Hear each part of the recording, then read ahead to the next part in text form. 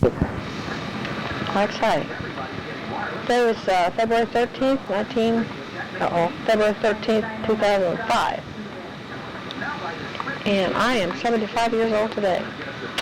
Stuart and Tim, Joe, at the Mansfield Church, and I hope they had a really good day. I talked to Stuart and he said they had had a good day at noon. They'll be home here pretty soon, about 2 o'clock. I felt pretty fair today. I have been feeling really bad, but I felt pretty fair today. And yesterday, Debbie and Joe and Tim and Susanna, Christopher and Lori came over and they started on the attic. And is that ever a job? So today, Debbie has a bad headache, and I think it's because she was in that attic. I hope she wears a mask or don't bother to come back through with that thing anymore. The attic's been getting on my nerves really bad. Lost some papers. I was hoping it was in the attic, but they're not. They won't be in the attic. I hope I find my picture albums over there. But I probably won't find those either. I hope so. Those pictures goes back a long way and covers a lot of territory. But if I don't find them, that's water over the bridge, yes. We had a lot of laughs yesterday, and I had a lot of tears run down inside that nobody could see, because it's just part of my, I guess it's just me. But anyway, I don't know anything particular that I want to put on here today. Now that I have the opportunity and everybody's gone, that's the way it goes. I'll lay in the bed of a night and think of all these things I want to tell you kids, and then when I start talking, I forget what I'm wanting to tell you. Talked to Ella a while ago, and she's got a real bad cold. Ethel's got a bad cold. Debbie has a bad headache. So everybody's ailing something, I guess. It's not too cold, but it's cloudy today. Yesterday was a beautiful day. The sun shines so pretty. Talked to Chet, and Sarah got married. He was telling me about her wedding. I guess it was really pretty. Had a nice trip down there and back. She's moving to Shreveport, Louisiana, with her husband Matt. I don't know his last name, but his name's Matt. Chet said he was a very good-looking boy, kind of short, and he's in the Air Force. I do hope they have a good life together. Don't stop like so many marriages do nowadays. Samuel fell backwards at Todd's and broke it.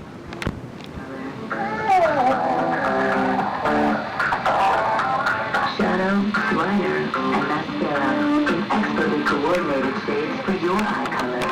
It's the color of your... And I talked to Ella,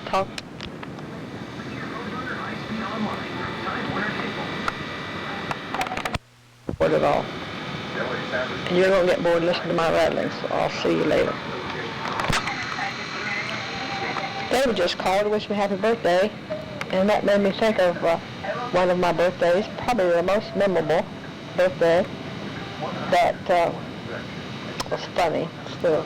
I didn't get any gifts or anything, just got some, maybe wished happy birthdays, but we had just moved up here from Kentucky, lived over, of course, in Dooley Town, and I went up to the neighbor's house, and I thought I was all grown up. I was 13 years old, and Herb Kelly was there at Milton Laurie's house. I was at Milton Laurie's, and of course I was bragging about it being my 13th birthday. And used to, on your birthday, the big deal was, if you fight someone off, you wasn't put under the bed. They'd throw you under the bed on your birthday. And I thought, because I was 13, that I was too big to be put under the bed anymore. Well, I was talking and wasn't paying much attention, and Herb grabbed me up and threw me on that bed so fast that I hardly knew what happened. And of course, that just crushed me, because I thought, I'm 13, I'm too big to go on that bed. And of course, Herb got a big kick out of that, but I never forgot that. It sure took a lot of wind out of my sail there for a little bit. And when you were smaller, you kids remember that too, you get a spanking on your birthday, and you got ever how many years old you were, you get that many spanks on your bottom for your birthday. What crazy things they did. But it was fun. But I don't remember getting a thing. I'm sure I didn't get a thing for my birthday. didn't bake cakes or have ice cream, and we just celebrated their birthday. Hope nobody tries to put me on the bed now. I bet it's too low.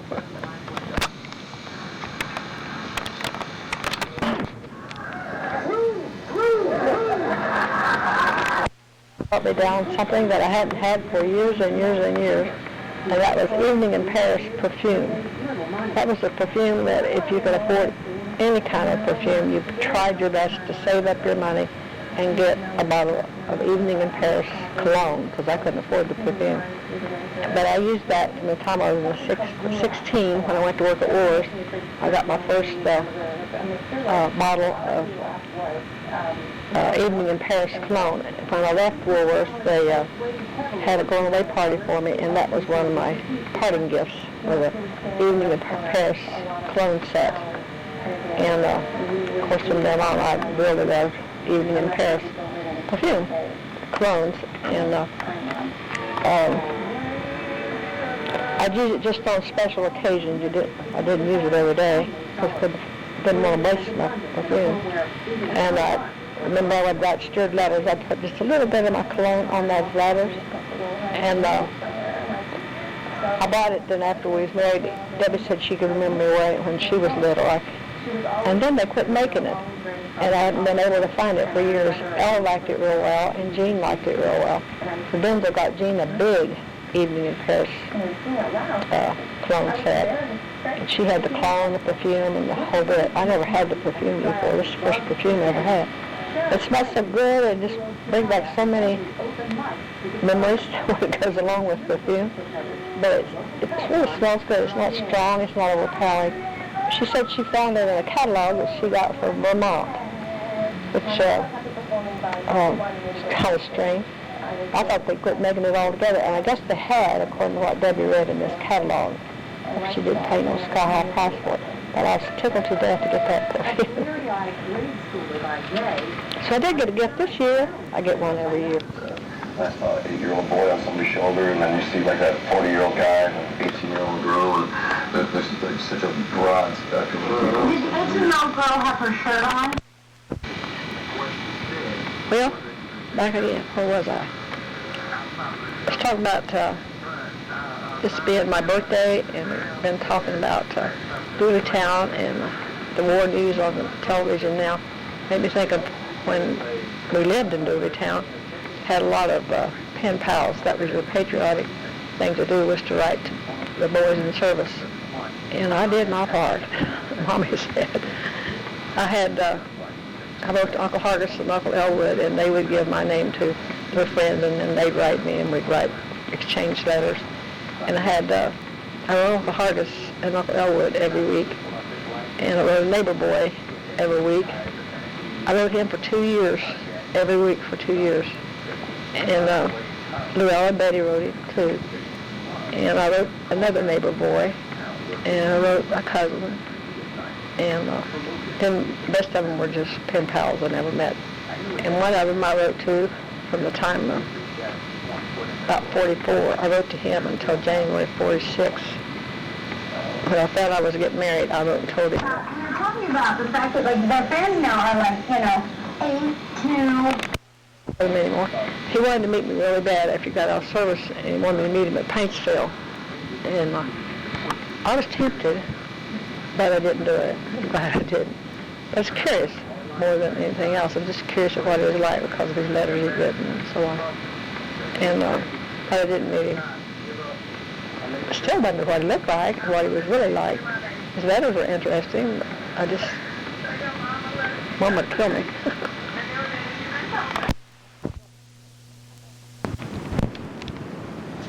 Now back to my birthday, I turned the television down. It's only on March the 2nd, and the telephone's ringing.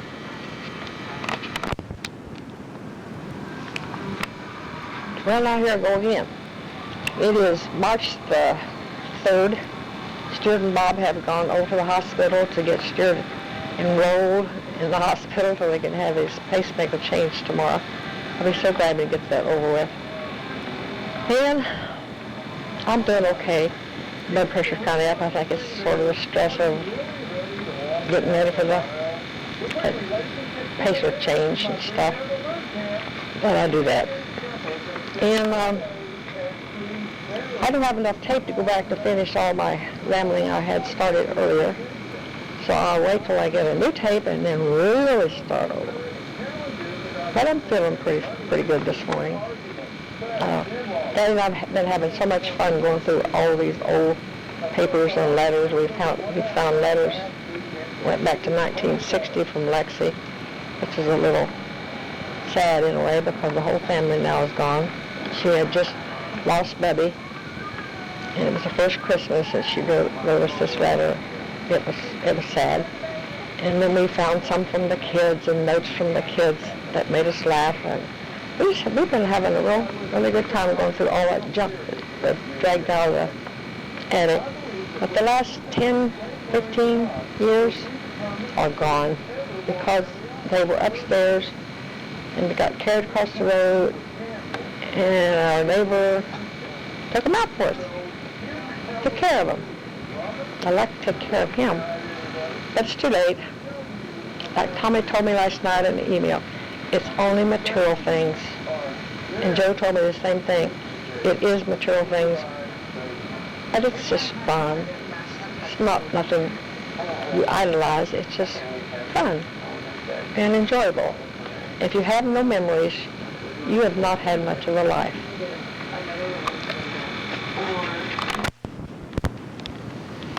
In our paper going through that we've been going through all these papers, I found a couple of letters that Stuart had written to me. How they got into these papers, I don't know, because I thought I had them all together in the playing room. Anyway, I can't see to read them anymore, so Stuart read them to me. Of course, he emphasized the words that he put in there. And it was so much fun. It really took us back to our young years before Christmas, before we were married. It was fun. Stuart said, "Boy, I got mushy." That made it even more fun. So we've had so much fun on these papers, junk that we've kept over there. It's not junk, it's treasures to me. Bet you kids will get a kick out of it and then you can throw it away. But it's fun. It was fun to us. I hope they get along okay at the hospital today. And I'll be thankful when tomorrow is here and everything goes well. And he's back home and we can finish going through these papers. Ginny's coming down and she wants to come over and go through some stuff in the attic with us. The big stuff's gone. The messy stuff is out there. So hopefully we'll have more fun with our attic stuff. Kind of sad when you get older till you can't plan ahead and think, well, tomorrow I'll make a new quilt or tomorrow I'll start a new pattern. But I'm thankful I have the things that we've had until we can go back and reminisce over the things we have done.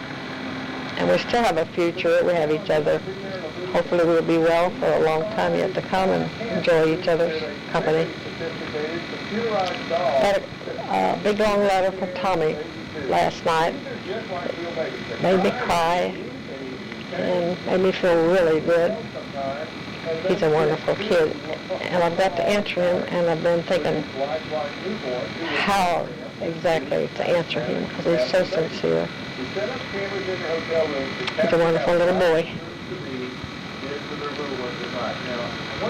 He was thanking us for allowing him to.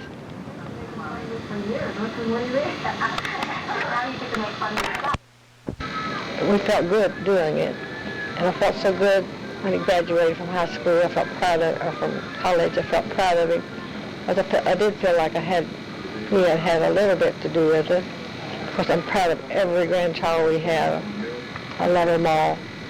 They're just an extension of our children, and we have been so blessed with our kids. It's just sometimes unbelievable how wonderfully we've been blessed.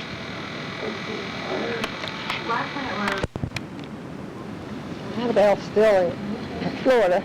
We've had the snow here, and she was worried about the snow. Well, it's Saturday, March the 5th, and Stuart has been in the hospital, has his pacemaker changed, and he seems to be doing really, really well. I didn't go over today, and I feel really bad I couldn't. they had to come to get me, and we had about 2-inch snow on this morning. And I didn't have a very good night, but he'll be home in a little bit, and I cannot wait.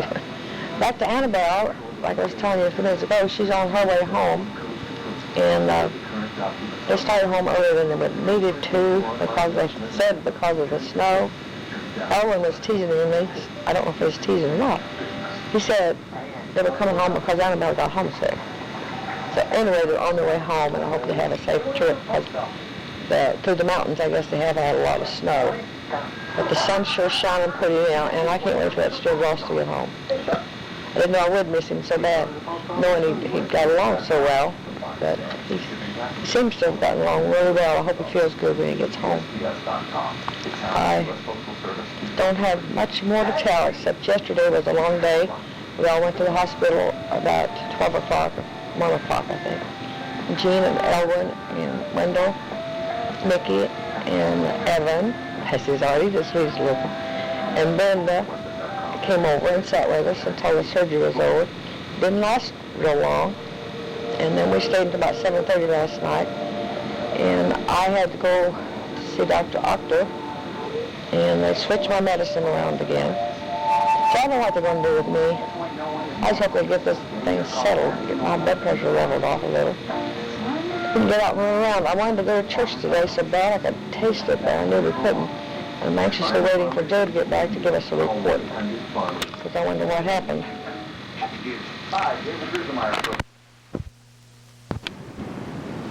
Today is March 14th, 2005.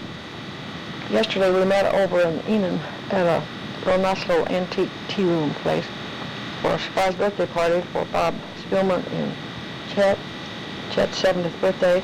Well, when we got over there, we found out Randy was in the hospital, really, really sick, and so the party didn't turn out very good. Chet was so stressed, I felt so sorry for him. And Randy's still in the hospital, and he came over and picked up Stuart and took him to the doctor to get his stitches out. Hopefully Stuart will be able to drive. I know he feels bad asking people to come. Chet's still real stressed because he don't know what they're going to do about Randy, because his bottom number of his blood pressure was 122, Darling said a while ago. Echogram on his heart, I think that's what you call it. And if it didn't find anything, it's going to send him home when his blood pressure is still real high. I hope they find something. And Deb hasn't called me about my test. So Randy and I both are waiting. I think he's worse off than I am, though, poor old fellow. He's abused himself, but he's still a good kid at heart. I just felt so sorry for Chet yesterday. I still see that haunting look on his face.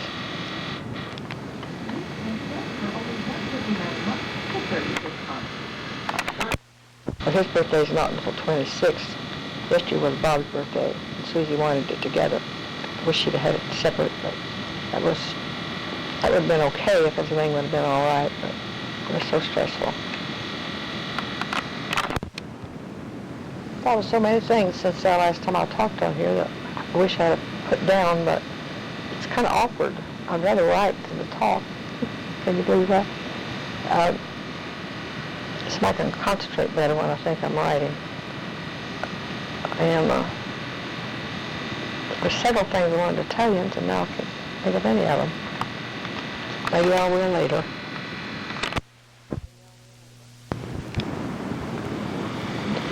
This is March 31st, 2005. It's on Thursday. I'm cooking dinner for David. Looking forward to it. But Joe's in the hospital. His lung collapsed, and I just talked to him, and he said he was feeling better. They put a tube in there yesterday, which was, he had quite a bit of pain last night, he said. But he said he felt better a while ago when I talked to him than he felt in weeks. And I'm sure glad that he's feeling better.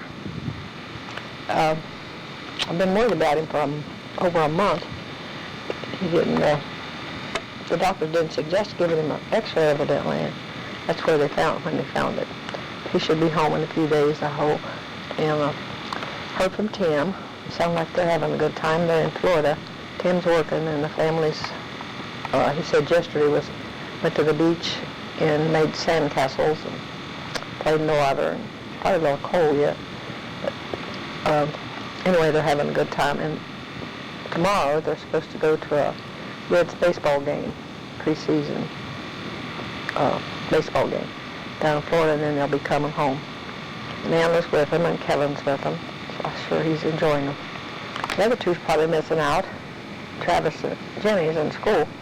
They went last year, and they went down to Anna's 2 weeks ago, so they're making out okay. We're doing okay. Stuart's in the shop, and I'm getting dinner. And that's all. This is May the 5th, April 6th, 2005. And it's a beautiful, sunshiny day. 72 degrees, or was it noon? Probably a lot higher than that now. It's now about 5 o'clock. And I talked to Joe. He's been in the hospital with a partially collapsed lung. He's home, had to go back to the hospital, put the tube in the second time, and now he's back home with the tube in his back this time. The first time it was in the front, kind of up to his breast, and then now it's around the back of his head. I haven't seen it. But he thinks he's doing okay. I still worry about him. And just talked to Bill and Petrie, and they were sick over the weekend. The reason they wasn't at church. Went over to the doctor today and changed my blood pressure medicine around. So it's been a busy day. Right now I have a real super bad headache. Stuart went to the hardware store to pick up some screws. He must have a bushel basket of screws. He said he didn't have what he needed. Poor little fellow. And that's about all I can think of that's happened today. Today is April the 12th, 2005, and today is our 58th wedding anniversary. And 58 years ago today, Stuart came down on Friday night, and we got up on Saturday morning and went into Paintsville to get our license by ourselves. For the first time we were ever alone by ourselves. We drove into Paintsville, got our license, and came back out home, back up to Flat Gap, picked up Mommy, Jean, and Annabelle. Chet didn't go because Ashley's dog Polly was having pups, so he preferred to go and watch over the pups instead of going in to see us get married. We went into Paintsville, and it was just a little bit after 1. I think it seemed like about 20 after 1 or something that we got married. And Brother Lonzy Reed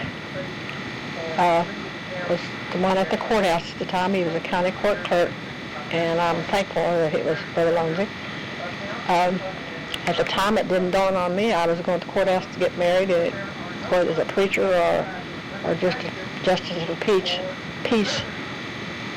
Really hadn't dawned on me. And but we got married, came out of the courthouse, and we were walking past Murphy's 5 and 10, because a girl had been in my class that had dropped out of school, and I cannot remember her name. She dropped out of my class, and that I had dropped out. Was working in a restaurant across the street beside the bus station. And she told me that when we got married, she'd like to meet Stuart. So we went over, and the first time that I said, "This is my husband," I wish I could remember her name, to her, I remember what a mouthful that was to say, "This is my husband." But we, after we visited with her a few minutes, we came back. As we passed Murphy's, I looked in the window, and we only had one tube of lipstick between the two of us, Jean and I. So I thought, well, now I'm married, I'll get a tube of lipstick. So I mentioned it to Stuart, and he said, "Let's wait till we get home." So I said, okay. And I remember thinking, I'd like to have got that lipstick. But I didn't. And we went on back out home, and Mommy had fixed us a good dinner. Don't remember what we had, except Jean was fixing chocolate pie. Well, she, in all the excitement and so on, she had forgotten to put the flour in to thicken the pudding to go in the pie. She stirred and stirred and stirred, and wouldn't thicken. And I think that eventually Mommy caught on. Jean said, I had forgotten even that part. But Mom told her she needed to add flour, so she fixed the pies, and they were fine. And Lassie and Uncle Donnie and Paul J. were there. I don't remember who else was there at the time, but they ate dinner with us. And I wasn't very hungry, too excited to go. And then later in the evening, about 6 o'clock or something, the neighbors came in, and they started this shivering where they bang on pots and pans and all that stuff around the house. And I don't remember who was there with a gun. Somebody was there with a gun.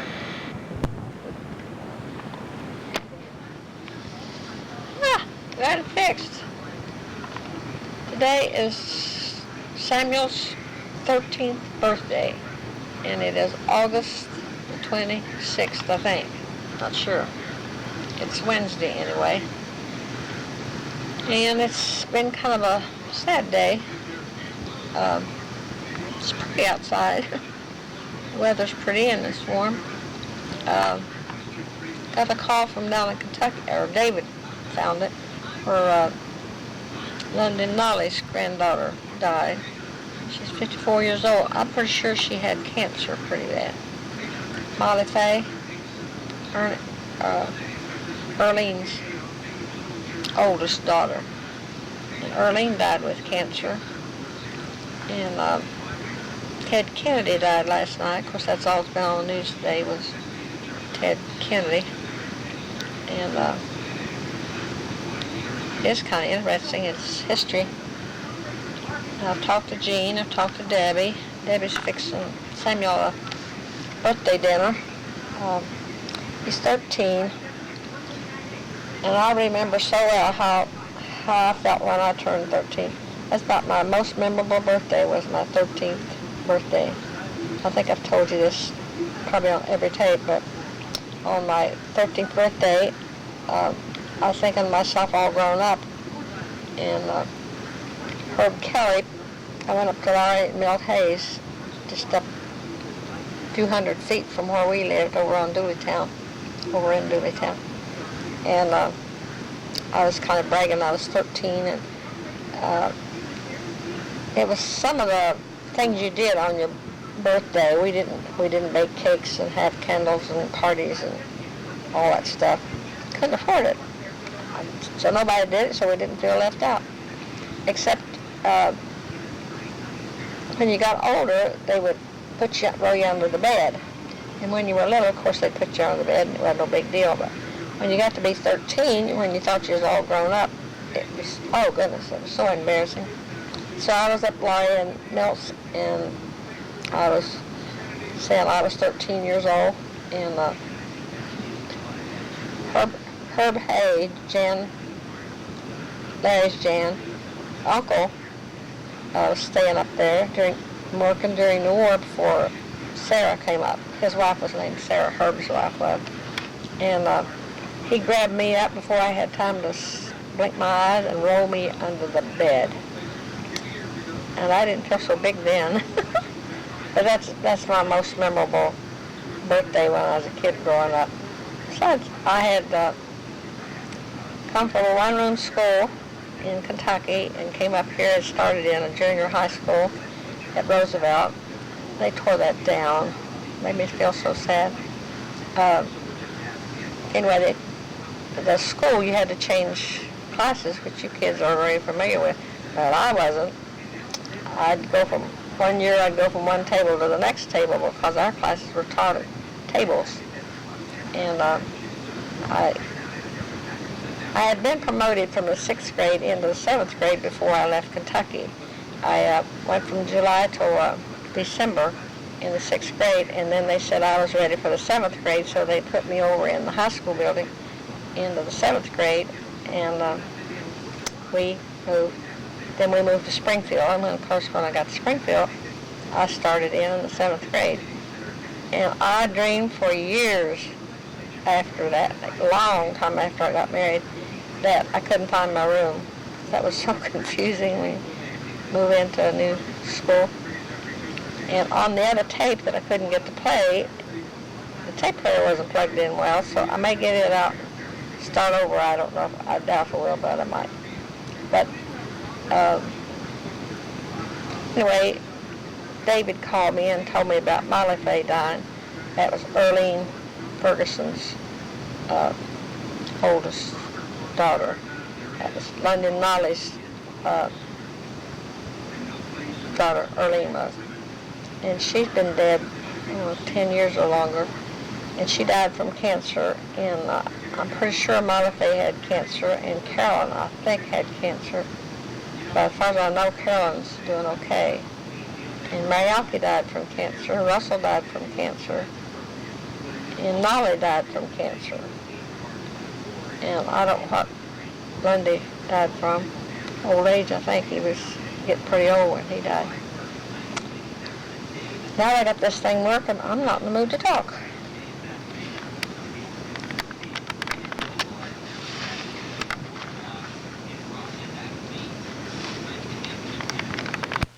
Gap to Waverly at that time. In fact, they can come from Flat Gap to Springfield in less time than it took to get from Flat Gap to Waverly at that time.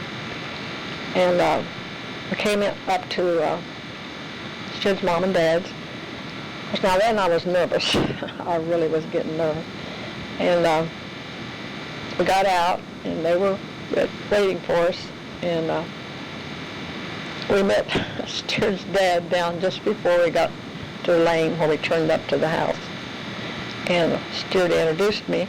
Of course, Noe knew Gladys and Bill Ed. He didn't know Bill Ed very well, but he knew him. But he knew Gladys well.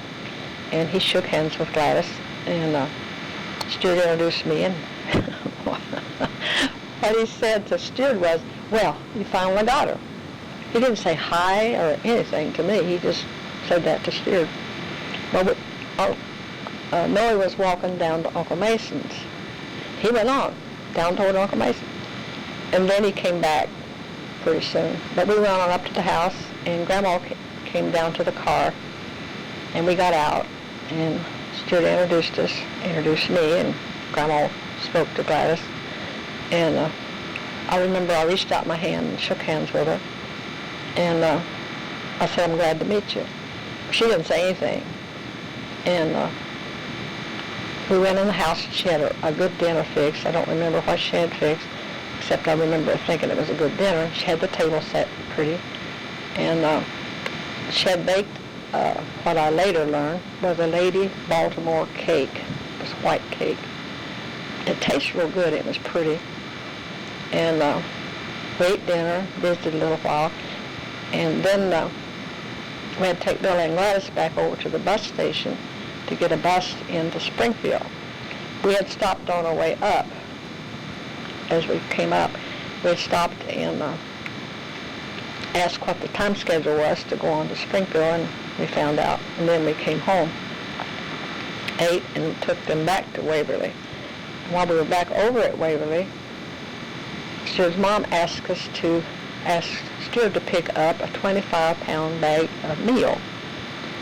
And Stuart told me later, when she said that, he wondered if he had enough money in his pocket to pay for that bag of meal. And it wouldn't have been $1. And but we got the meal. He did have enough money to pay for the meal, but he didn't tell me that then, but he told me that later. And that is why I didn't get my lipstick at Paintsville, because he didn't have the money to pay for it. It wouldn't have cost over 15 cents, but he didn't want to take any chances, I guess. We took them over to Gladys and Bill Ed to the bus station, told them goodbye, came back to Sue's mom and dad's, and the next morning we got up, and it was time to plant potatoes. And we went to Piketon, and Stuart's dad went with us. Me and Noe and Stuart went down to Piketon to get a bag of seed potatoes. And as we were going down there, there'd been a lot of raining and so on, and on the river there was a lot of foam. It looked like balls or something, foam floating down the river. Well, I'd never been close to a river before. I'd crossed it, but I'd never been close to it. And I said, what is that on the river? Because I couldn't tell what it was. And Noe said, duck eggs. And I said, really? I could still see him laughing. He got so tickled at me. That's kind of funny to me to think that the egg would float. But we went on and picked up our sweet potatoes, came back home, and you had to cut them. We'd cut them in 5 or 6 pieces or something, great big hunks behind the eyes, so they'd have plenty to eat on, they said, until the potatoes would come up. And we cut the potatoes, the whole 100 pounds, Grandma and I did. And I'd done it before, so I knew how to do it. And then the next morning, on Tuesday, we planted the potatoes. I covered, and I don't remember who dropped them, maybe Grandma. And Stuart covered them with a plow. I said, is that right? Oh, he was laying off the potato patch. You take a single plow and with a horse and go through and make the rows. And that's what he was doing. And it was so much fun, I thought. We planted that whole 100 pound of potatoes on Tuesday. And then on Wednesday, Thursday, Friday, Saturday, I don't remember what we did, but it was fun. And it was still cool weather, like April is. And groundhogs were pretty good. I found out. I'd never eaten a groundhog before in my life. So I'd go with Stuart to go groundhog hunting along the road down by the railroad track. As you went down River Road, there'd be burrows down through there where the groundhogs would dart in. And I'd steer the car, and Stuart sat over in the driver's seat, and I would steer the car and keep it in the road, and he would kill a groundhog. We'd bring it home, and I'd help him dress it and fry it. I even did the frying of most of them, and I learned they were pretty good. Then I didn't care for them at all. It made good gravy, but where you'd fry that groundhog would be brown, and you rolled it in flour and fried it like you would a chicken. And that's what we did the first spring. I mean, that was the only time we did that, was that one spring. And then Stuart was still working at the sawmill, and he took me up and showed me where the sawmill was, and showed me where he was, he did the off-bearing, they called it. That's where you caught the lumber as it came off the mill, off the saw. Somebody pushed it through, and somebody else have to catch the lumber. He called that off-bearing. And that was the first part of when we got married. Later, sometime that spring on Sundays, we'd go driving around, and he took me up around Lake White. He told me and showed me where Lover's Lane was, and just a lot of little funny things. And I didn't get to go to church much then. If Grandma mentioned going to church, or his mom or dad, either one mentioned going to church, he was ready to take them. But that wasn't very often. We didn't get to go very often. We'd go over to Uncle Mitchell's. We went over there. The first time I met Uncle Mitchell and Aunt Esty, we went over there on maybe the same week, I don't recall. We got out of the car, and of course they were all looking for us when they seen Stuart's car come over the bank. Willie Alice later told me, said they was watching for us, but they didn't come running out. They were just watching us get out of the car and so on. And she said, when she said, well, she looks just like us. I don't know what she was expecting. Hope she wasn't too disappointed. But we sure were good friends the whole time I knew her. I loved Willie Alice. And then the first time I met Uncle Mason's, I think I've told you this before. One day he was staying down at Uncle Mason's, or was down at Uncle Mason's. She was really staying with Frida, Uncle Mason's daughter. Their youngest daughter Frida was expecting their youngest daughter, and was born seemed like the 9th, just before we were married. So they were over there later. And I knew Wandley was down there, and I wanted to see somebody that looked like somebody had seen before. And Stuart was busy, I guess. Anyway, he hadn't taken me down there, and I found out she was down there, so I asked Clyde could I use his bicycle, and he said yes. So I jumped on his bike and rode down Marco Mason's by myself. And they saw me coming, and Wandley ran out to meet me. And I sat on the bank there at Uncle Mason's and visited with Wandley a little bit and spoke to Aunt Lester, and of course the girls was out there with her. And Aunt Lester fell in love with her the first time I seen her. And I rode the bike back up to the house, and that didn't please Stuart too well. He didn't think I did a very nice thing. Well, it's kind of kid-like, but shoot, I was just a kid. And the first time we went over to church was on a Thursday night, and we hadn't been married, a week. Maybe it was the second week that we were married. We went over to Straight Creek to church, and hadn't been built very long. In fact, I don't think they'd had church in it just a few times. And we went in, and they had a fire. It was cool enough till they had a fire. And the stove was about halfway back of the church house. This is the old church house, the original one. About halfway back in the house, over to the right. It wasn't right in the aisle like, but it was over to the right. And since there was a small crowd, they had the benches kind of set around the stove. And Stuart and I sat down on one of those benches, and Brother Bob's daughter, Wilma, told me later, she said, "I thought you were the most romantic couple I had ever seen." I never forgot that. And I think that's about the only time Stuart willingly went to church with me till later. And that summer, Stuart had the garden already plowed, had a little garden that was supposed to be ours, and it was fenced off, and he had it already plowed. And we planted our garden, and Stuart's mom and dad then was fixing up the camp and was going to go down there and live through the summer, and we could have the house to ourselves. Still wasn't my house, but we would be by ourselves. And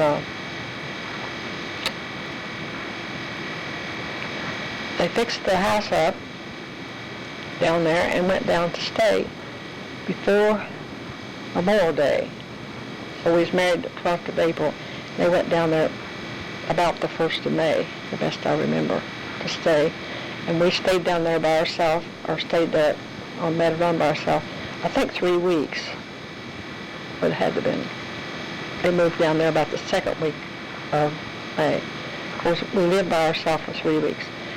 Then we took off for Kentucky, back down to Mommy's, and first time we'd been home, that I'd been home since we got married the 12th of May, 12th of April, and I'd gained weight, and Annabelle had tanned, her hair had turned, everything looked so different. Anyway, we went home, and we had a real good time. I enjoyed it so good being home. And we went into Paintsville and got pictures taken there at the studio in Paintsville of Annabelle and me, and Mommy and Annabelle had their pictures taken together. Didn't get it with Gene and Chet. Stuart had a camera, and Denzel went down with us, Stuart and I.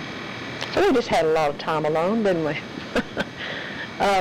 We went down and spent that weekend, and Denzel and Stuart took off and ran around together, and I stayed with Mom, and we went visiting. I don't recall where all we went. Didn't go very many places because we couldn't walk very far. But we did go into Paintsville on the bus, and where Stuart went, little brother.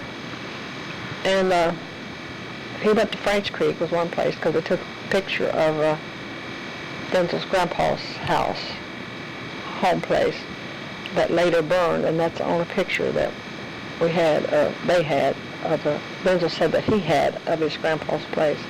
And the last 15 years I made him a copy of that picture.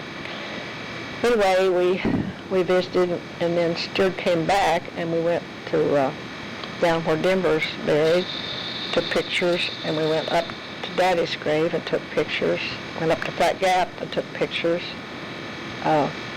with a bunch of, I don't recall who all was there. We came back home we went up to the Ross Cemetery there by Uncle Marion's, and cause that's where Denzel's mother was buried, so we went up there. But all these places we walked, no car could go, we hoofed it down there and back. And then we came home on Sunday, because you know, it's gardening time and crop time, you had to get your corn out and so on. We had the potatoes planted though, got them planted early. And we came back to Waverly, and on the 5th, Wednesday, Thursday, Friday, Saturday, 7, 6, 5, 4. On the 4th of June, I got sick and had to go into the hospital and have my appendix taken out. And Mommy had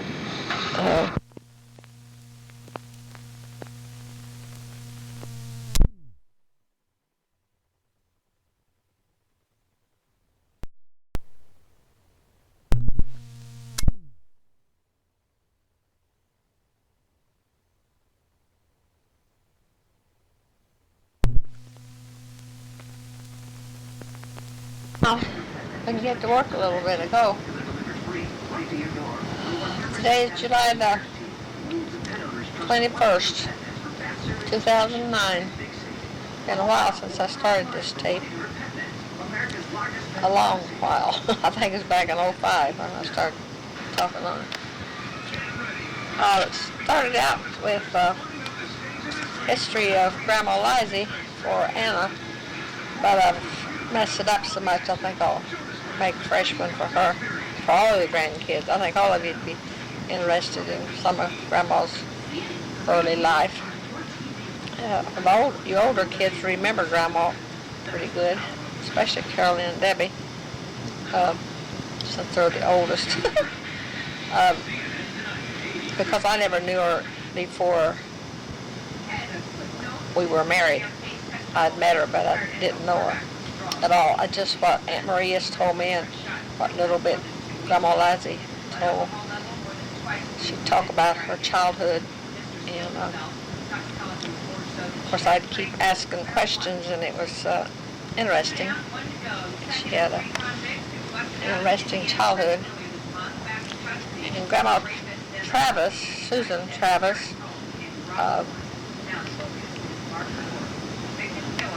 well, she was different to me, she was. And but Aunt Marie and Aunt Ethel, I just thought they were wonderful people. The others are fine, but I seemed to go better with Aunt Marie and Aunt Ethel. And Aunt Marie was just Aunt Marie, and so was Aunt Ethel. They weren't, there was no pride. No, there was pride. No, that's not what I mean exactly. But they didn't keep anything secretive or try to cover up or make excuses for anybody or anything. They were just what they were, and I loved them for it. And I may go off on a different subject here because I'm going to look at Jenny's wedding announcement and see what else I can come up with.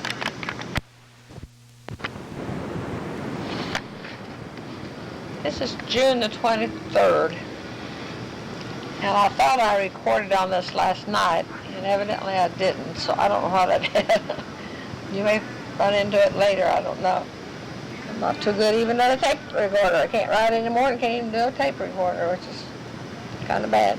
Anyway, yesterday was Jenny and Stephen's wedding day, and it was a beautiful wedding. Now, Jenny is so pretty. She's a doll. Stephen, you're cute too. I guess I shouldn't say cute. He's a handsome dude. But they seemed so happy. I was kind of worried before because I had never seen them together since they got older. In fact, I hadn't seen Stephen for over 2 years until 2 or 3 weeks ago. But he has grown up, and being the younger brother of his 2 older brothers, I bet they're Quakers, I would like to get acquainted with them. They were so funny at the wedding. It was such a beautiful wedding, and everybody looked so pretty, and I couldn't keep them crying half of the day, so I didn't do too well, but everybody else seemed to. Well, poor little Ginny, she cried too, but it was a pretty wedding, a beautiful, beautiful wedding. And Ginny's dress was so pretty. And Susanna made her dress, and that's the prettiest dress that I've seen in years. It is just absolutely beautiful. I like the fabric, and I like the way they combined it together, and it's just pretty, beautiful. And of course, Tim was handsome as always. Not because he's our youngest, our baby boy, but he's just a good-looking boy. All our boys are good-looking, and their inside, their hearts are better looking. They're like their daddy. The girls look good, except I look good. How exciting. I got to thinking about Ginny when she was saying her wedding vows. This morning I was thinking about how tired I was from yesterday. Oh, Lordy, I was so tired. And I got to thinking this morning, since I hadn't talked to any of the kids, or Deb finally called about 11 o'clock. I thought everybody had slept in but me. And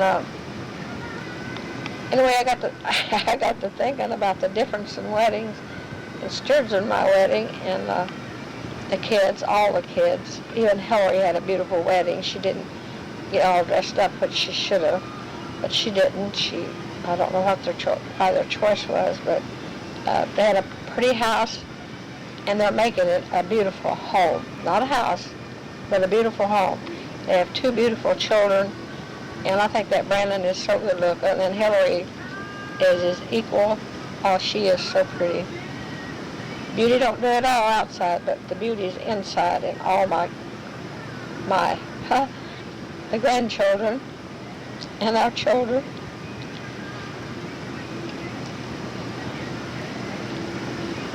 I got to think about the difference that in their wedding day and Stuart's and my wedding.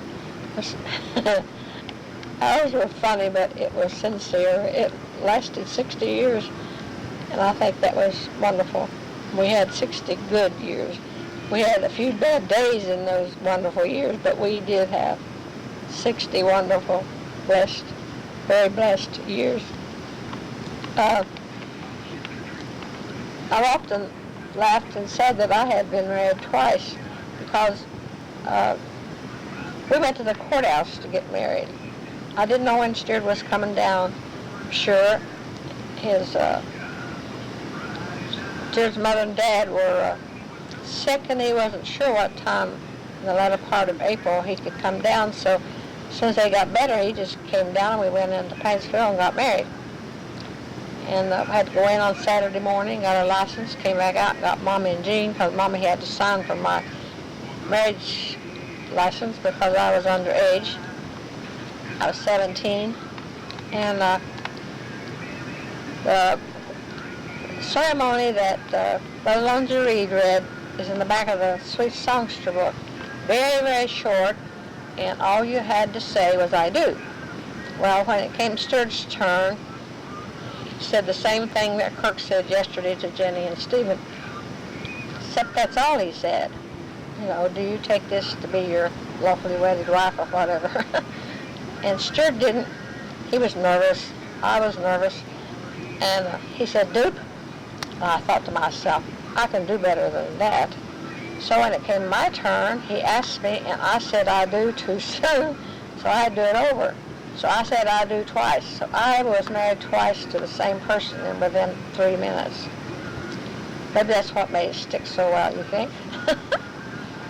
We never had our own home. We had a house, but we never had our own home until we moved to Tipton's. And poor old Clyde, he had lost his dad in July after we were married in April. And I wasn't much older than Clyde. He was 14, I was 17. So there's 3 years difference between us.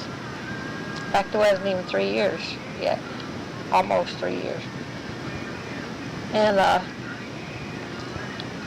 he needed a little encouragement to do anything. He didn't lay around the house and read books or anything like that, but he was gone all the time, and he didn't help with any of the chores around the house.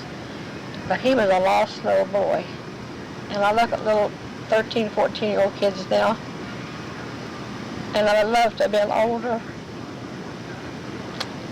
to have been a better mother figure to him, even a big sister. I wasn't even a good big sister to him. Yeah, I was. After I listened to Gene and Chet talk, I was a very good sister. But we quarreled and fussed all the time. He never hit me. I never hit him. But we both wanted to hit the other one because we could get in some pretty hot fusses. Stuart and I didn't do any arguing. We really did. We never argued. In all the 60 years, we didn't argue.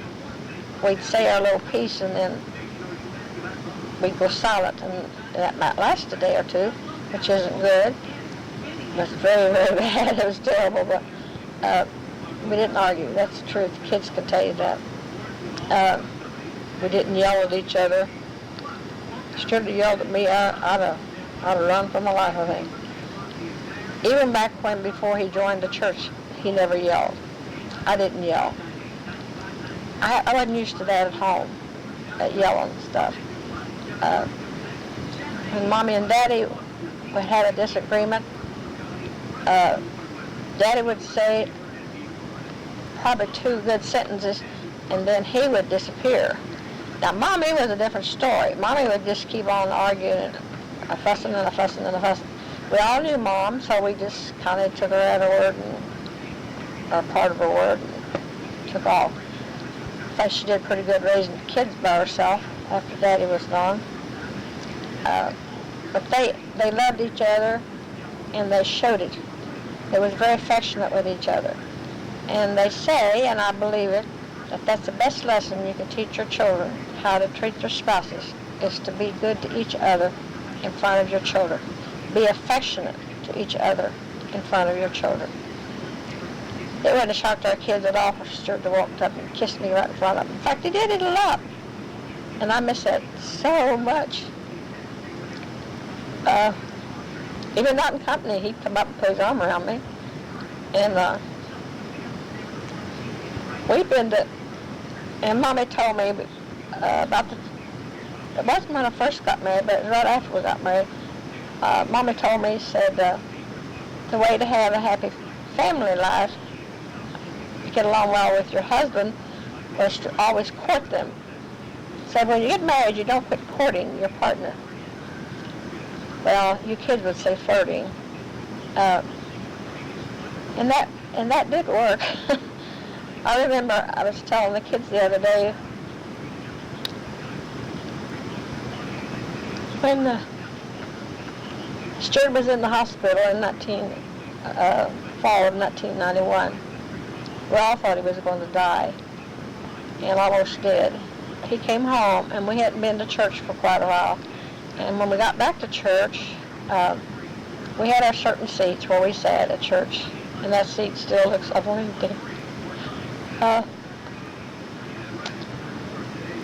Goodness, can I get through this even? I always sat on the third seat back in the middle section of the church, third seat back on the end of the seat. Well, anytime Stuart wanted to see where I was, if I was feeling good or need to go home or whatever, we could make eye contact and communicate that way. Well, when I went in and I sat down, I looked around and I couldn't see Stuart. Because he had a certain seat. He sat in front of the window. I think Joe or Tim sits there now. I don't know which. Thank the Lord. I just wish David was up there too. He will someday. He'll take his daddy's seat one of these days. Anyway, I looked over in that corner and I couldn't see Stuart. And he caught that I was looking for him. And finally I got eye contact with him and saw him. And he gave me that little, not big smile, but that little, to me, little sweet smile, and winked at me. And I'll declare that meant as much to me as it would if I was 16 again. I'll never forget that wink. So you don't stop flirting with your wife or husband just because you get older, because it just don't work that way. It works better the other way. You enjoy life more, I think. Did for us. I think it will for everybody. Mom and Daddy were like that. I never seen Daddy wink at that Mommy, but he'd hug her and was very affectionate with her and talked real sweet to her unless he got mad. And if he got mad, he said his little short sentence and disappeared. And when he would come back, he would have cooled down, and Mommy would worry and fret the whole time he was gone. But when he'd come back, he'd always come back whistling. Because us kids knew there was something up between Mommy and Daddy when Daddy left and Mommy got quiet. But when we'd hear Daddy come whistling, we'd all feel wonderful. I could still see Daddy coming up that bank one time. I have no idea what their discussion was about, but it was something that had made both of them angry. And Daddy would come up that hill with his hand. He always walked with his hands on his back and crossed on his, kind of down his back. It's true, Dad did that too. So when they walked, Daddy come up that bank. It was down at the old house, not at the new, not where the old house is. You kids know, but the other old house. And there was a little bank that come up from the path, because the path was way down the hill from where it is now. And Daddy came up that bank with his hands on his back, and he was whistling. Oh, I remember how good I felt to hear him whistle. And I'm sure Jean could tell you the same story. But that's the kind of life they lived in front of Jean, Chet, and I. And then when Daddy died, I was 16 years old, and I had met Stuart already. And of course, my eyes were crossed at that time. I missed Daddy terrible. I missed Mommy's. I felt so sorry for Mommy, but evidently not sorry enough to pass getting married and leaving her. I still worry about that. Going off and leaving Mom. Daddy hadn't been gone from October till April till I moved away, and I didn't get to go back to see her for from 12th of April till the 30th of May. Almost 2 months. Whew. But I'm thankful I got steered, but I did do Mom wrong. Bless her heart, she come up home once, and Jean and Chet came up once and spent some time with us. Spent a week, and I enjoyed them so good. So every time Anna comes home, I know how good it is, how they feel when she comes. And if you've never been there, you don't know. You can tell it till you fall over, but you can't know till you experience it. But I forgot where I was. Anyway, what I started to tell you was about our getting married, me getting married twice. And all we did was say our little I-do's and went over to the counter, the big tall counter, and the clerk filled out the marriage license, and Jean and Mom was the witnesses, and Annabelle was with us. She was 2.5 years old, just a little girl. And Annabelle never knew any of this love connection like Jean, Chet, and I did. And you sure can tell it. Because when she got old enough to pay, from the time Daddy died to Mom remarried, Annabelle was the star of everybody. Everybody spoiled her to death, and she was easy to spoil. She was a very pretty little girl. She didn't have a selfish nature. She was just a sweet little lovable girl. Then when Mom got married, Grandpa Skaggs had been treated pretty dirty as a stepchild. So Mom had made up her mind that if she ever remarried, for years she said she wouldn't, and she didn't for 5 years. People would tease her about men, and she'd get very upset. But it's a lonely life. But I would never remarry. But Mommy was only 39. She wasn't even 39 yet when Daddy died. And a 38-year-old woman it's lonesome. And she had Annabelle. So she met Rupert, and Rupert had 3 real good little boys. They were good, and they needed a mother. And all Rupert needed was somebody to raise his kids. But well, I would like his children to know that, but they probably do anyway. And Farrell has thanked Mom, and I suppose the other boys too. But Mommy thought the world of Farrell. She loved all of Rupert's kids. But in the meantime, she was trying so hard to be a good stepmother that she almost forgot to be a mother to Annabelle. And Mommy and Rupert argued all the time. I don't like to talk about the dead, but Rupert wasn't very good to Mom. I think he tried to be a man about it, but they went to church together. That was companionship, at least a little while. And but I'm sure he never hugged her in front of the boys or Annabelle. So Annabelle never seen any of this close, loving nature to each other, to partners. And you can tell it. It shows in Annabelle. And probably in the boys. I don't know. I've never been around them and their wives, so I don't know. So whatever you do in front of your children will cover you whether you want them to or not, good, bad, or indifferent. And but there was a large, big crowd at Ginny's wedding yesterday, and I do hope those kids are happy as we were. And I'll go back some other time and finish this. I'm getting tired.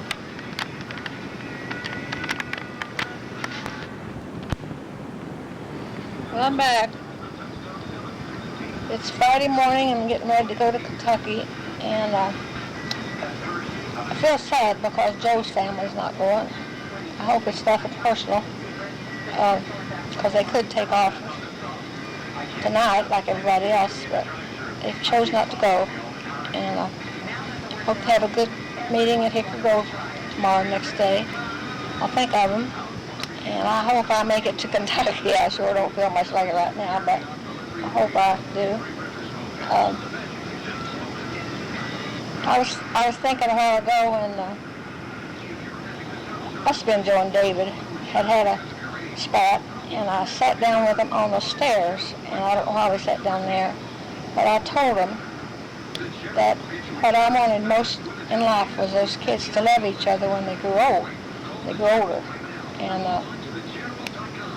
that was just always my fear, that they would grow up and not like each other. Because so many brothers and sisters don't, if there's very many. And I don't know what their problems was, but I'm pretty sure it was Joe and David. And they've had quite a few spats that I didn't know they had. But I'm sure that's not why Joe isn't going to Kentucky. Has nothing to do with that. But it worries me when you don't seem to cling together, I guess. I love my brother and sisters. Jean feels more like a sister, and Annabelle feels like a daughter, but she won't accept that, so she'll have to take me as I am. Because I am just what I am. And you kids are too. I'm proud of you, so hope we have a good time in Kentucky, and I hope you kids have a good time up here. I love you with all my heart.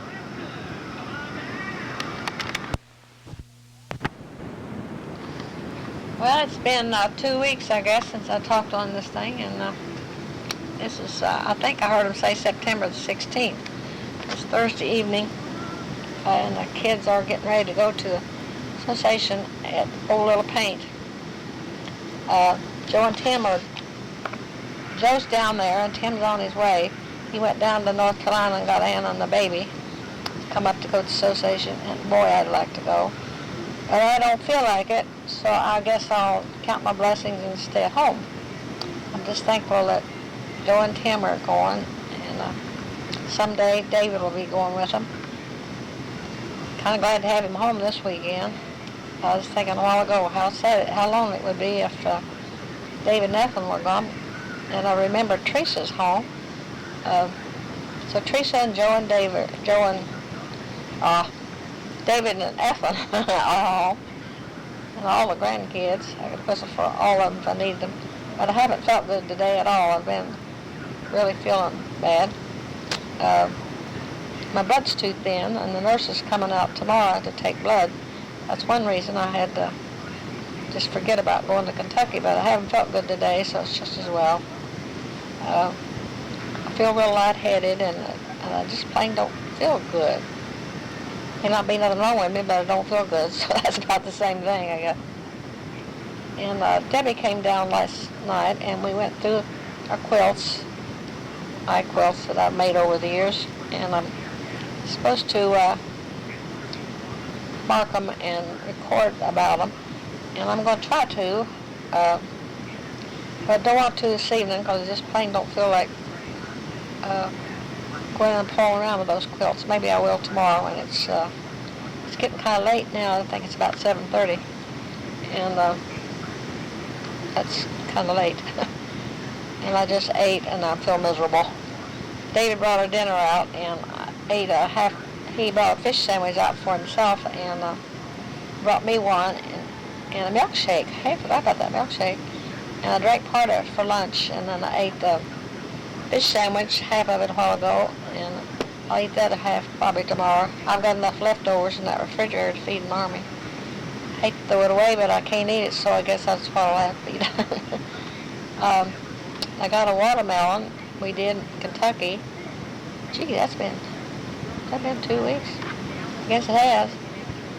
And I think that watermelon began to spoil, and I ate one little bit out of it. And I thought I wanted it, but when I tasted of it, I didn't want it anymore. I don't have much appetite anymore. Don't show on my body, but it feels it in my stomach. And Jean and Ellen are at Waverly, and Esther Williams is in pretty bad shape. I'm not expecting him to make it through 1 hour to the next. I think they said he's 84. That's the same age Stuart was. Esther was kind of a wildcat when he was little. He wasn't mean. He just liked women, and women liked him, and it made it kind of hard for him, especially he and his first wife, Ruby. I didn't know they lived together very long. I thought he was in the service most of the time, but I guess they lived up here a while. Bernie was telling me, and Ginevra, couldn't think of her name. Ginevra passed away yesterday morning, and her viewing will be Sunday evening, and my funeral is Monday. Hope to go at least over to the viewing. And I was supposed to go get my hair done this morning, and I just did not feel like going. So I don't know if I'll get it done or not. Maybe I'll go tomorrow if I can get away. The girls are taking off, and I don't have a taxi, so I may not go. I'll go over to the viewing anyway, but I can brush my hair out and pretend it looks good. Tim called a while ago, and he said they were in about 10 miles north of Pikeville. They'd had to stop and feed little Liza. And Tim said it took about 40 minutes to get her changed and fed and so on. But she's done well to ride all the way from North Carolina in that little old thing they put them in anymore. We used to put them in, lay them on a pillow and put them in the back seat, but it wasn't safe, I guess, as it is now to do it that way. But that's the way we did it. And I'm thankful we have healthy little young'uns, not hurt from traveling, because we sure did a lot of that. From here to Waverly to Kentucky and stuff. Annabelle came over and spent some time with me. Carolyn and Debbie came by, and they took off. I hope Annabelle can get some help. She has so many issues that I wish she could either forget or come to terms with it. And I feel sorry for her, because Jean and Chet and I had such a different childhood that I do feel sorry for her. Sometimes I think it's the way you look at it makes it worse. I'm sure she did have a kind of rough at times. But as people's got it worse, they don't have food to eat or clothes to wear. She did have plenty of food and plenty of clothes to wear. And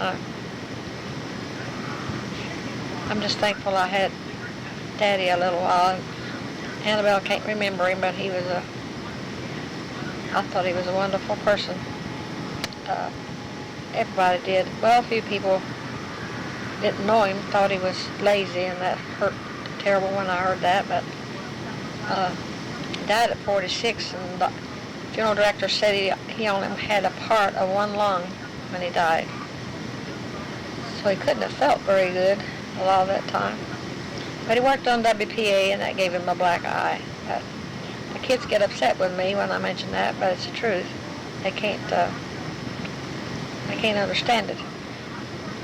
They may talk to some people when this recession's over now later and learn a lot from what people's going through now, but it's nothing like it was during the Depression. We had it better than a lot of people did because they did have a little tiny farm, and they'd have a cow and a pig and a horse. People that lived in the city didn't have anything. So I guess we had it pretty good after all. And I can't think of anything else I've done today except lay around, because I sure haven't felt very good. But I feel better now. I told you about Ginevra dying, and we're expecting Esther to go any time. And I talked to Ernie today, and she said that Esther had made peace with his youngest daughter, maybe a long time ago, I don't know, but when his oldest daughter was killed at that time, the youngest daughter didn't feel very good toward her daddy. But I guess he went down last year and took his grandson one of his guns, and I know that must have pleased the grandson. I hope they come up to the viewing if I'm living, because I'd like to see him again. Never did see Ruby but once to remember her. And I saw her at the funeral, but I have no idea what she looked like at the viewing when her daughter was killed. She was only 17. Her name was Linda. She was pretty. She had that pretty black hair. She had on, seems like she had on a red sweater and skirt, and at 17, you're very, you're pretty. I was 17 once. It's been a long time ago, but I was 17 once. She was a very pretty girl. Her and her friend was selling something. I used to remember what it was, but I can't remember now. For school, and was walking along Route 23. That time it was on a 2-lane highway going down through. Ruby had moved back to what was the name of that place? In Kentucky, anyway. And she was getting raising money for her school.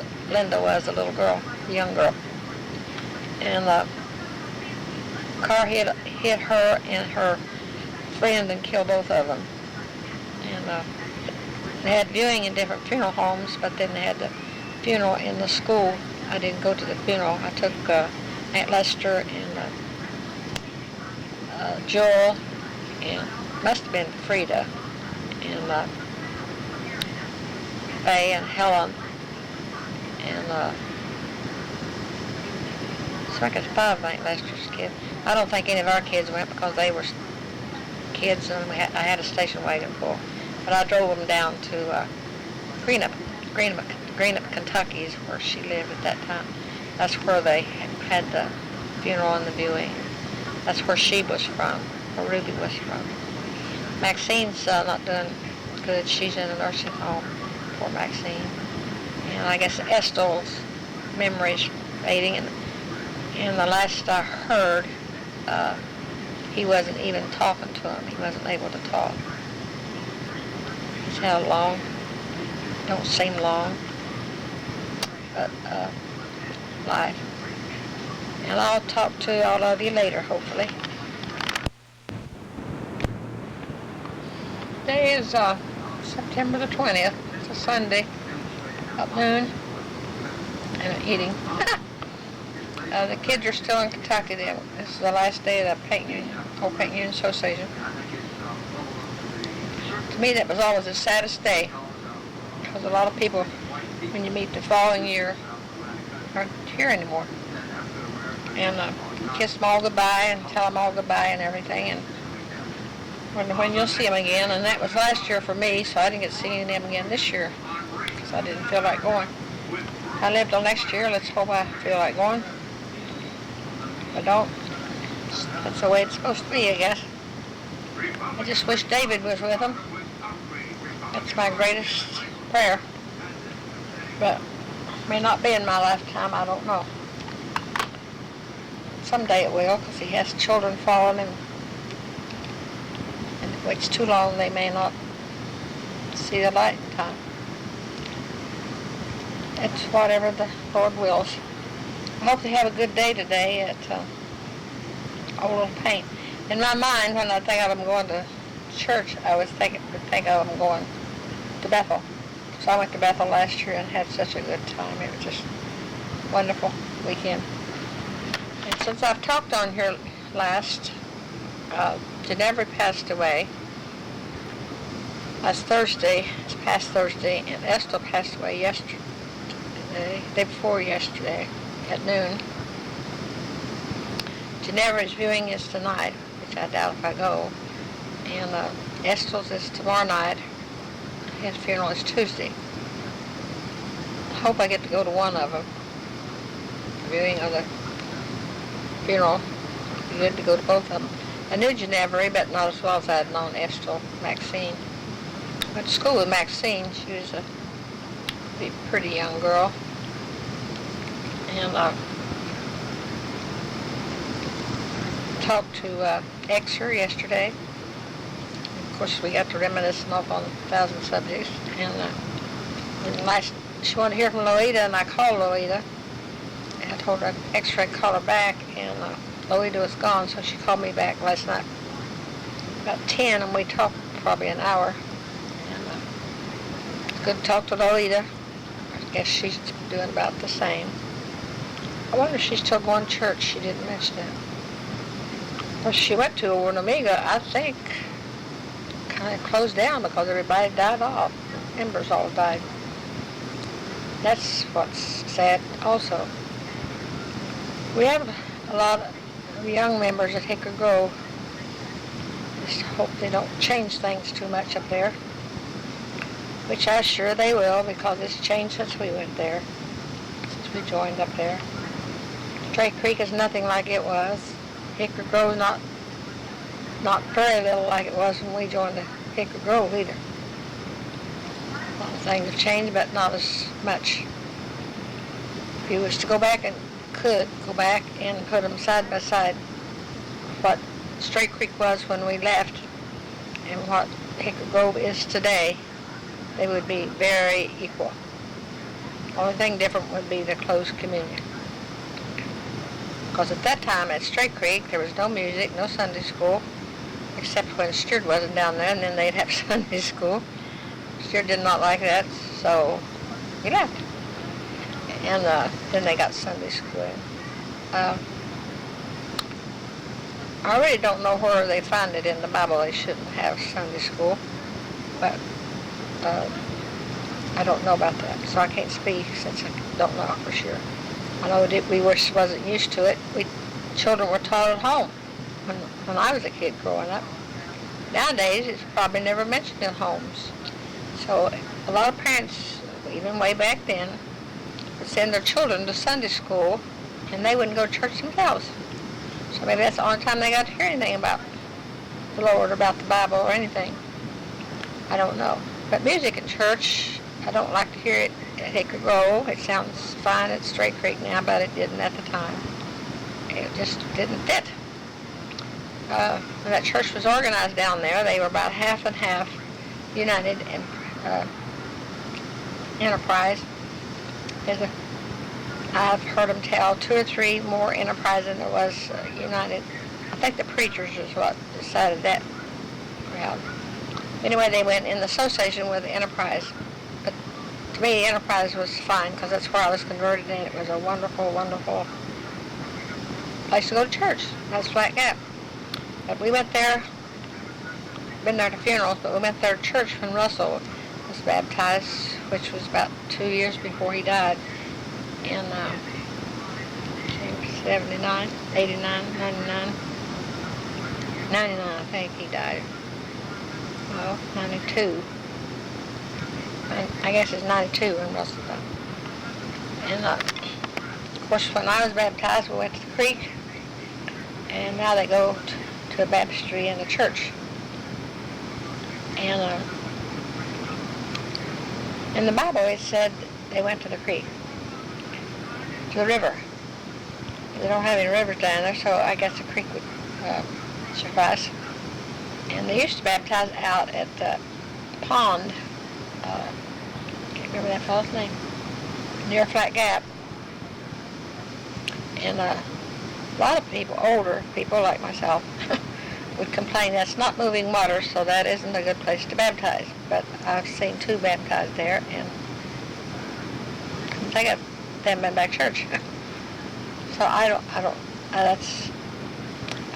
know. It's not for me to decide. I have so many thoughts of a night after I lay down that I wish I had the recorder in there to tell you kids a lot of the memories of when you were kids and that you may have forgot or don't want to hear about anymore or whatever. The last Enterprise Association we went to was down at what was the place? Down in a Little Fortune, where the steel mill was. What is the name of that place? Franklin Furnace. That's the last association we went to that we were involved in. Stuart was a delegate.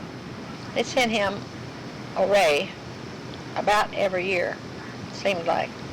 And Stuart said he'd rather sit out and listen to the preaching than be in the house with the business. Because that time, the Enterprise had a lot of churches, 100 and something, I think, or 96, I believe. And they would read every letter, okay the letter. Nowadays, when they gather, they don't have as many churches, so I don't know what the reasoning is. They just read one letter, which is like a form letter, and then they turn their letters in, and a committee of people picks it up. It's just not any way that I've ever known of. And that's another thing that I just don't understand. I guess there's a lot I don't understand, so I'm thankful for Hickory Grove. I do understand now a little bit. They can get off track a little bit sometimes, I think. Our young people needs to be taught better manners. Is that a good word? When they go into church, that's a sacred place and it should be treated as such. But our young people seem to not know that, and I'm sure it's because they haven't been told. It's not because they don't know. It's not because they're bad. It's just because they don't know. They haven't been told. And our next generation up,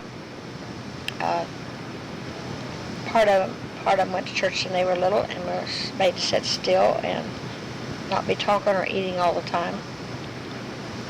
But again, that's another thing. But I hope they do stop that eating and talking and playing in the back of the church house. That is so disrespectful.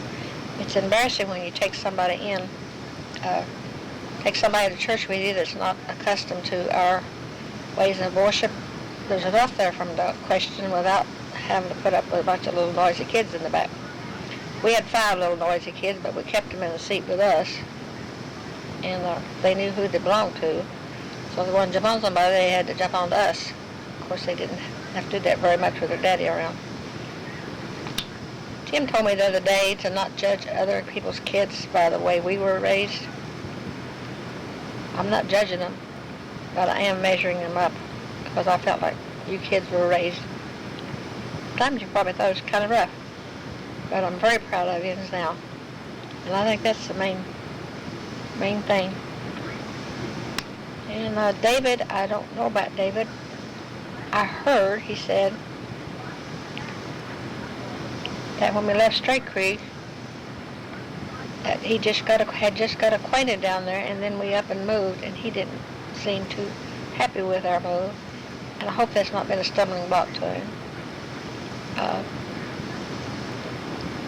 passed son, I'm so sorry, because we've been very happy, and I think watching us surely has made some impression on you. If it's not, it's between you and the Lord anyway, but I do hope that's worried me. I've thought about it ever since. I don't remember if you said that to me or if you said it to some of the kids and I overheard you.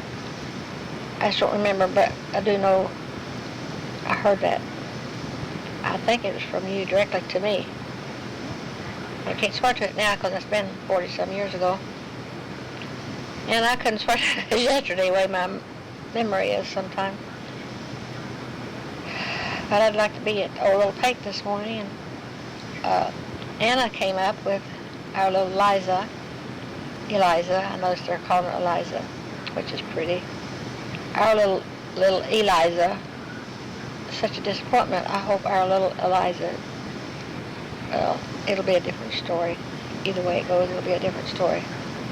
Life nowadays are really a hard place to raise little children. You want them so bad, and then after you get them, you think, did I do the right thing even by having this child, getting pregnant with this child? Well, look what a future it may have. But I'm sure it looked that way to mothers, daddies way back 200 years ago. So everything will be all right. When David was born, the girls, for some reason, I didn't worry about them. I wasn't old enough, or I just took for granted because I was a girl that the girls became of age that they would go to church and they'd pay attention and be converted sometime. With the boys, I knew Stuart didn't, so that's probably why I wondered why did I worry more about the boys than I did the girls. But when David was born, and they told me he was a boy, I was so happy because I wanted a boy so bad. And they didn't, at that time, they didn't let you hold the babies. They showed them to you and took them off to the nursery right away to get them cleaned up and dressed. And then they brought them back to me, and they laid David in my arms. I remember I prayed as deeply and as sincerely as I ever prayed in my life. And I meant it. The Lord knows I meant it. If it was His will for David to grow up to the age of accountability, to let him be converted, be saved, the way I phrased it, I'm sure. If not, I was willing to give him up. And I did that with all three boys. And I remember the tears rolled down my face and dripped on his little body. So all his growing up years, all three of the boys, now this wasn't David, but David was the first. I kept thinking,